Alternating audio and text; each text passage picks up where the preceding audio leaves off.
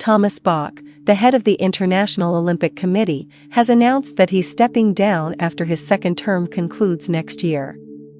Bach provided an update during the IOC's 142nd session on his forthcoming departure. In his statement, Bach revealed, "After 12 years in the office of IOC president, our organization is best served with a change in leadership. I am not the best captain. New times are calling for new leaders. Change or be changed." The German official noted that the election of a fresh face as the IOC president would take place in Greece in March 2025, at the next gathering of the IOC membership, and the new leader would assume the role come June. Bach stressed the importance of integrity, adding, "In order to safeguard the credibility of the IOC, we all, and in particular I as your president, have to respect the highest standards of good governance we have set for ourselves." Committing to the cause, he expressed his ongoing support.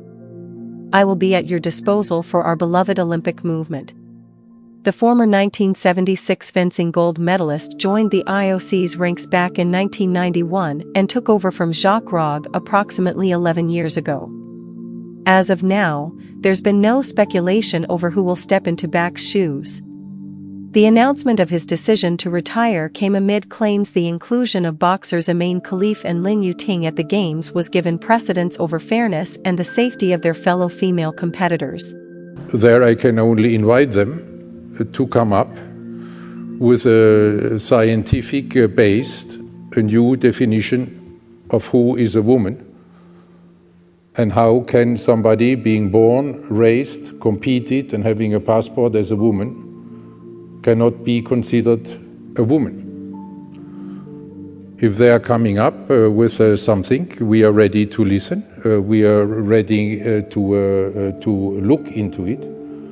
But we will not take part in a politically motivated, sometimes politically motivated cultural war. And allow me to say that what is going on in this context, in the social media, with all this hate speech, with this aggression and abuse, and fueled by this agenda, is totally unacceptable. Bach stood firmly behind the female Olympians, asserting on Friday, "This is not a question of inclusion, this has never played a role in all this is a question of justice. Women must be allowed to take part in women's competitions. And the two are women. It is not as easy as those in this cultural war may want to portray it, that the XX or XY is the clear distinction between men and women. This is scientifically not true anymore. Therefore these two are women and they have the right to participate in the women's competition. This has nothing to do with inclusion in any way."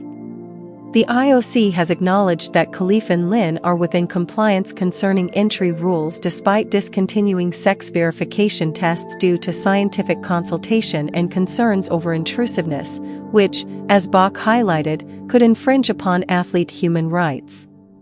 On whether the IOC would reconsider its stance on gender determinations, Bach was forthright.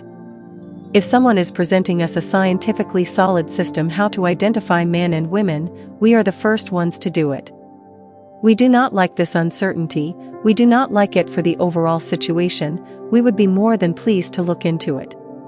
But what is not possible is that somebody saying this is not a woman just by looking at somebody or falling prey to a defamation campaign by a not credible organization with highly political interests.